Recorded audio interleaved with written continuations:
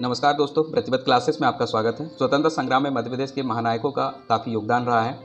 इन ऐतिहासिक नायकों की जानकारी परीक्षा की दृष्टि से अत्यंत महत्वपूर्ण है। आज हम आपके लिए लेकर आए हैं मध्य प्रदेश से सामान्य ज्ञान के अंतर्गत जननायक सीरीज का अगला भाग। इसमें हम मध्य प्रदेश के प्रमुख क्रांतिकारियों और जननेताओं का अध्ययन करेंगे। यह मध्य प्रदेश के सभी प्रतियोगी परीक्षाओं के लिए लाभप्रद होगी। तो चलिए आरंभ करते हैं जननायक का अगला भाग।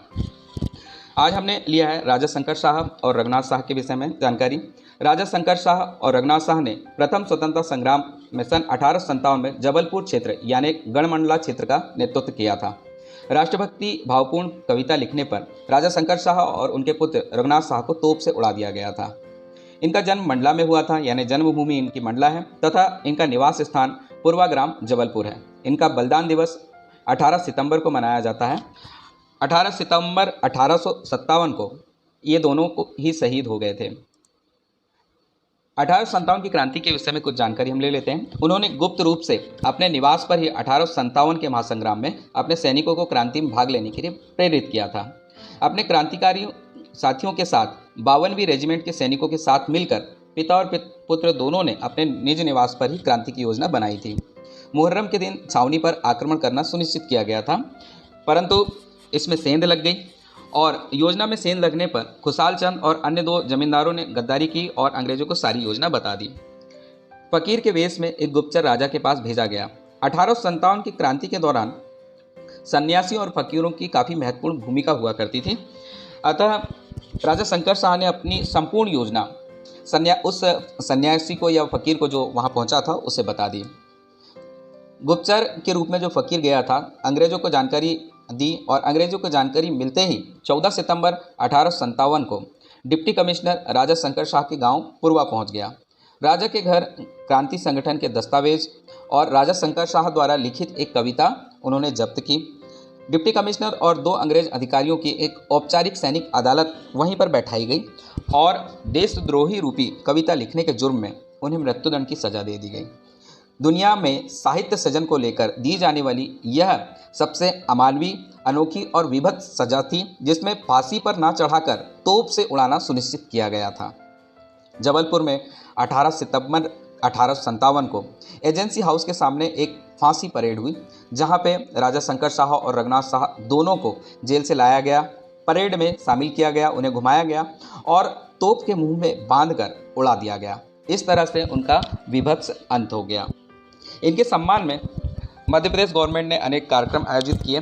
मंडला किले में बलिदान दिवस कार्यक्रम का आयोजन किया गया और इन दोनों ही शहीदों को गार्ड ऑफ ऑनर दिया गया। इसमें केंद्रीय मंत्री फग्गन सिंह कुलस्ते भी शामिल थे। इन्होंने दोनों शहीदों के सम्मान में इनके जन्म स्थान पर उनकी मूर्तियां लगाने और भव्य स्मारक बनाने का ऐलान किया तथा दोनों की वीर गाथाओं को भी पाठ्य पुस्तक में शामिल करने का आश्वासन दिया। मध्य प्रदेश गवर्नमेंट ने राजा शंकर शाह के सम्मान में सन 2022 में मध्य प्रदेश शासन ने छिंदवाड़ा विश्वविद्यालय, जो कि नया बना हुआ है, का नाम बदलकर राजा शंकर शाह विश्वविद्यालय कर दिया। तो ये समझ जानकारी थी राजा शंकर शाह और उनके पुत्र रघुनाथ शाह के विषय में। अगले जननायक के रूप में हम जानकारी लेंगे तात्या टोपे के विषय में। तात्या टोपे का वास्तविक नाम रामचंद्र पांडुरंग राव येवलकर था। इनका जन्म स्थान येवला ग्राम महाराष्ट्र था। 1814 में इनका जन्म हुआ था और ये एक देशस्थ कुलकर्णी परिवार में जन्मे थे। इनका बलिदान दिवस 18 अप्रैल को मनाया जाता है। 18 अप्रैल 1859 को शिवपुरी के जंगल से इन्हें गिरफ्तार करके फांसी दे दी गई थी। पाड़ौन के जंगल में तात्या टोपे के साथ विश्वासघात हुआ था, जिस कारण गिरफ्तार हुए। राजा मानसिंह ने गद्दारी की थी और 8 अप्रैल 1859 को सोते समय इन्हें पकड़ लिया गया था। ये एक विशेष युद्ध शैली के लिए फेमस थे, जिसे गुरिल्ला युद्ध शैली या छापामार युद्ध शैली के रूप से जाना जाता है। इसके अलावा गनिमी कावा नाम की युद्ध शैली का भी प्रयोग ये क्रांति के दौरान करते थे। तात्या टोपे नाना साहब के सेना के सलाहकार थे। ब्रिगेडियर जनरल हेवलाक ने 1857 में कानपुर पर हमला कर दिया और नाना की सेना अंग्रेजों से हार गई। उसके बाद में तात्या टोपे ने खुद ही एक सेना का गठन किया। 1857 में जब झांसी पर सर ह्यूरोज ने आक्रमण कर दिया, तब तात्या टोपे ने मुकाबला किया और रानी लक्ष्मीबाई को अंग्रेजों के शिकंजे से बचा लिया। रानी लक्ष्मीबाई और तात्या टोपे दोनों वहां से काल्पी चले गए। तात्या टोपे ने महाराजा जयाजी राव सिंधिया के साथ हाथ मिला लिया। इन दोनों के साथ मिलकर ग्वालियर के प्रसिद्ध किलों पर अपना अधिकार कर लिया। इस प्रकार से ग्वालियर का किला इन्होंने जीत लिया।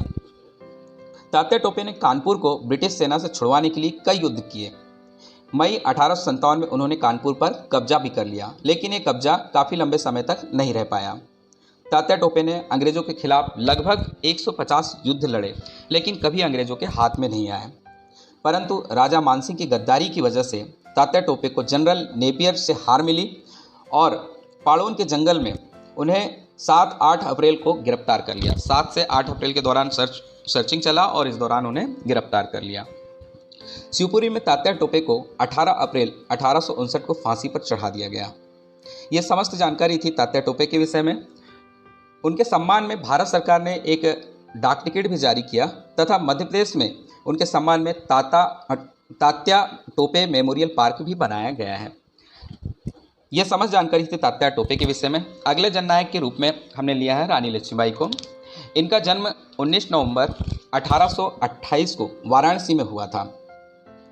इनका बलिदान दिवस आता है 18 जून को। 18 जून 1858 को ये शहीद हो गए थे। इनका वास्तविक नाम मणिकर्णिका तांबे है। प्यार से इन्हें मनु भी बोला जाता है। इनका विवाह झांसी के महाराजा गंगाधर राव नेवालकर से हुआ था। जब ये 14 वर्ष की उम्र की थी तभी कम उम्र में इनका विवाह कर दिया गया था। उसके बाद में उनको एक पुत्र रत्नी की प्राप्त होती है जिसका नाम दामोदर राव था। ये 1851 में जन्मे थे, लेकिन 4 महीने बाद ही उनकी मृत्यु हो गई। 1853 में गंगाधर राव की मृत्यु हो गई, परंतु मरने से पहले उन्होंने अपने चचेरे भाई के बेटे आनंद राव को गोद ले लिया। उस समय गोद लेने की प्रथा चलती थी, जो आज भी चल रही है। और उस पुत्र का नाम बदलकर उन्होंने अपने मृत पुत्र दामोदर राव के नाम पर दामोदर राव रख दिया। लॉर्ड डलहौजी ने गोद लिए गए बच्चे को उत्तराधिकारी के रूप में स्वीकार करने से मना कर दिया और लॉर्ड डलहौजी द्वारा ही व्यक्तिगत सिद्धांत लाया गया था। डॉक्ट्रिन ऑफ लेफ्स यानी व्यक्तिगत सिद्धांत को लागू करते हुए उन्होंने राज पर कब्जा कर लिया। रानी लक्ष्मीबाई को वार्षिक पेंशन दे दी गई और उन्हें झांसी का किला छोड़ने के लिए कहा गया। अपने नाबालिग बेटे की संरक्षक के रूप में रानी झांसी पर शासन करती रहीं। उन्होंने झांसी छोड़ने से इनकार कर दिया। उस समय सर ह्यूरोज को झांसी के लिए भेजा गया और 1858 में झांसी पर कब्जा करने के इरादे से वे झांसी पहुंचे और उन्होंने झांसी पहुंचकर मांग की कि ये पूरा शहर उनके सामने आत्मसमर्पण कर दे, अन्यथा इसे नष्ट कर दिया जाएगा।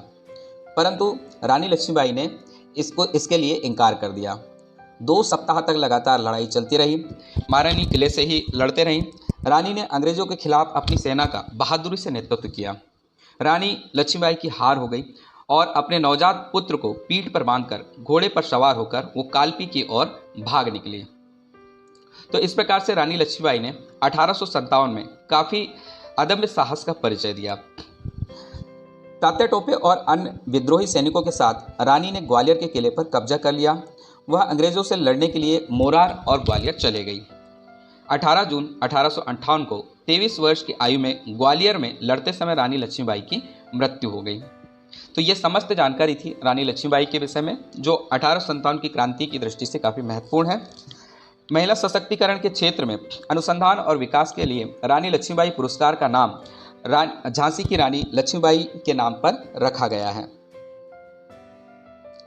अगले जननायक के रूप में हम जानेंगे झलकारी बाई के विषय में। ये महारानी लक्ष्मीबाई की सहायिका थी। इनका जन्म 22 नवंबर 1830 को झांसी के पास भोजला नामक गांव में हुआ था। इनका बलिदान दिवस 4 अप्रैल को मनाया जाता है। 4 अप्रैल 1857 को ये शहीद हो गए थे। झलकारी बाई की खासियत थी, इनका चेहरा लक्ष्मीबाई से काफ़ी मिलता जुलता था तथा कद काठी भी लगभग उनके जैसे ही थी। इनका विवाह रानी लक्ष्मीबाई की सेना में एक सैनिक थे पूरन सिंह कोहली, उनसे हुआ था। झलकारी बाई बचपन से ही बहुत साहसी और दृढ़ प्रतिज्ञ तरह की बालिका थी। एक बार जंगल में उनकी मुठभेड़ एक तेंदुए से हो गई और झलकारी ने अपनी कुल्हाड़ी से उस तेंदुए को मार डाला था। ऐसी किंवदंतियों में और ऐसे लोकगीतों में जानकारी प्राप्त होती है। एक अन्य अवसर पर डकैतों के एक गिरोह को पीछे हटने पर उन्होंने मजबूर कर दिया था। झलकारी बाई की रानी लक्ष्मीबाई से भेंट गौरी पूजा के अवसर पर होती है। जब गांव की अन्य महिलाओं के साथ झलकारी बाई झांसी के किले में गई थी। उसी दौरान रानी लक्ष्मीबाई की नज़र उन पर पहली बार पड़ी थी तथा वहाँ जो साथ में औरतें गई थी उन्होंने उसकी बहादुरी के किस्से बताए, जिसे सुनकर रानी लक्ष्मीबाई बहुत प्रभावित हुई और रानी ने झलकारी बाई को उनकी एक सेना थी, महिला सेना जिसे दुर्गा सेना के नाम से जाना जाता था, में शामिल करने का आदेश दे दिया। 1857 की क्रांति के दौरान रानी ने सेनानायक दूल्हे रानी को यानी लक्ष्मीबाई को सेनानायक दूल्हे राव ने धोखा दे दिया और किले का एक संरक्षित द्वार था उसे ब्रिटिश सेना के लिए खोल दिया। झलकारी बाई ने रानी को कुछ सैनिकों के साथ किला छोड़कर भाग जाने की सलाह दी और रानी अपने घोड़े पर बैठ कुछ विश्वस्त सैनिकों के साथ झांसी से दूर निकल गई। झलकारी ने लक्ष्मीबाई की तरह कपड़े पहने और झांसी की सेना की कमान अपने हाथ में ले ली। उसके बाद में ये अंग्रेज सेनापति से मिलने गई। अलग अलग तरह की जानकारी मिलती है कि उन्हें छोड़ दिया गया या फिर यह भी जानकारी मिलती है कि उन्हें वहाँ पर मृत्युदंड दे दिया गया था, परंतु कुछ विश्वस्त साहित्य के अनुसार झलकारी बाई और पति पूरन सिंह किले की रक्षा करते हुए शहीद हो गए थे। 2001 में ग्वालियर में उनकी प्रतिमा स्थापित की गई। मध्य प्रदेश गवर्नमेंट ने सम्मान स्वरूप उनकी प्रतिमा स्थापित की। झलकारी बाई की समाधि ग्वालियर में है तथा भारत सरकार ने 22 जुलाई 2001 में झलकारी बाई के सम्मान में एक डाक टिकट भी जारी किया है। तो ये समस्त जानकारी थी आज के जननायक के विषय में।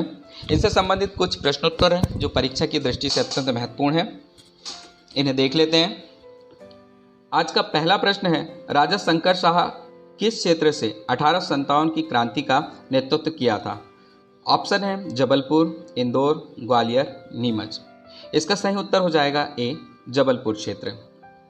अगला प्रश्न है, राष्ट्रभक्तिपूर्ण कविता लिखने पर किसे तोप से उड़ा दिया गया था? राजा शंकर शाह और रघुनाथ शाह, भीमा नायक, झलकारी देवी और खाजिया नायक। इसका सही उत्तर आ जाएगा ऑप्शन नंबर ए, राजा शंकर शाह और रघुनाथ शाह को राष्ट्रभक्तिपूर्ण कविता लिखने पर तोप से उड़ा दिया गया था। अगला क्वेश्चन है, कुंवर रघुनाथ शाह का बलिदान दिवस कब मनाया जाता है? 12 सितंबर, 18 दिसंबर, 18 अप्रैल और 18 सितंबर। इसका सही उत्तर हो जाएगा ऑप्शन डी, 18 सितंबर को मनाया जाता है।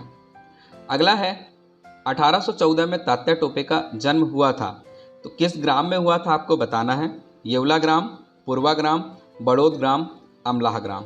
इसका सही उत्तर हो जाएगा ऑप्शन नंबर ए, येवला ग्राम। अगला क्वेश्चन है, तात्या टोपे के साथ विश्वासघात किया था, किसने किया था? दूल्हे राव, राजा मानसिंह, खुशाल चंद, जयाजीराव सिंधिया।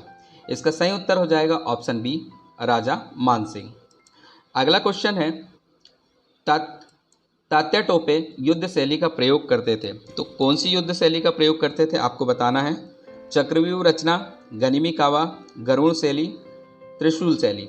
इसका सही उत्तर हो जाएगा ऑप्शन नंबर बी, गनिमी कावा। अगला क्वेश्चन है, तात्या टोपे का वास्तविक नाम क्या था?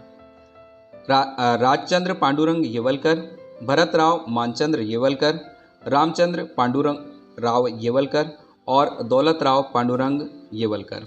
इसका सही उत्तर हो जाएगा option number C, Ramchandra Pandurang Rao Yevalkar. अगला क्वेश्चन है, रानी लक्ष्मीबाई का बलिदान दिवस है तो कब मनाया जाता है? रानी लक्ष्मीबाई का बलिदान दिवस बताना है। 17 जून, 18 सितंबर, 18 अप्रैल और 18 जून। इसका सही उत्तर हो जाएगा ऑप्शन डी, 18 जून। अगला क्वेश्चन है, रानी लक्ष्मीबाई की हमशक्ल योद्धा थी वीरांगना जूहीबाई, वीरांगना झलकारीबाई, वीरांगना काशीबाई, वीरांगना मुंदरबाई। इसका सही उत्तर हो जाएगा ऑप्शन नंबर बी, वीरांगना झलकारीबाई। इसमें जूहीबाई, काशीबाई और मुंदरबाई इनकी सहेलियां हुआ करती थी। अगला क्वेश्चन है, हिंदी उपन्यासकार वृंदावन लाल वर्मा ने लिखा है तो कौन सा उपन्यास लिखा है बताना है। ऑप्शन ए में झांसी की रानी लक्ष्मीबाई, बी में रामगढ़ की रानी, सी विराटा की पद्मिनी और डी उपर्युक्त सभी। इसका सही उत्तर हो जाएगा उत्तर डी, उपर्युक्त सभी, यानी ये तीनों ही वृंदावन लाल वर्मा के उपन्यास हैं। अगला प्रश्न है, वीरांगना झलकारीबाई उपन्यास के लेखक कौन हैं? ऑप्शन है पन्नालाल असर, मोहनदास नेमिसराय और वृंदावन लाल वर्मा और उषा प्रियमवदा। इसका सही उत्तर हो जाएगा ऑप्शन नंबर बी, मोहनदास नेमिसराय। अगला क्वेश्चन है, झलकारी बाई के नाम से एक धर्मार्थ चिकित्सालय कहाँ शुरू किया गया है? ऑप्शन दिया है ग्वालियर, छतरपुर, लखनऊ, शिवपुरी। इसका सही उत्तर हो जाएगा सी, लखनऊ, यानी उत्तर प्रदेश में। अगला प्रश्न है, तात्या टोपे स्टेडियम कहाँ स्थित है? इंदौर, ग्वालियर, शिवपुरी, भोपाल। इसका सही उत्तर हो जाएगा ऑप्शन नंबर डी, भोपाल। तो दोस्तों, ये समस्त जानकारी हमारे जननायक के विषय में थे। मध्य प्रदेश गवर्नमेंट द्वारा इस समय काफ़ी ज़्यादा गौरव यात्राएं निकाल जा रही हैं तथा जननायकों को सम्मान दिया जा रहा है, इसलिए परीक्षा की दृष्टि से महत्वपूर्ण है। अगली सीरीज के साथ हम पुनः उपस्थित होंगे। धन्यवाद। जय हिंद।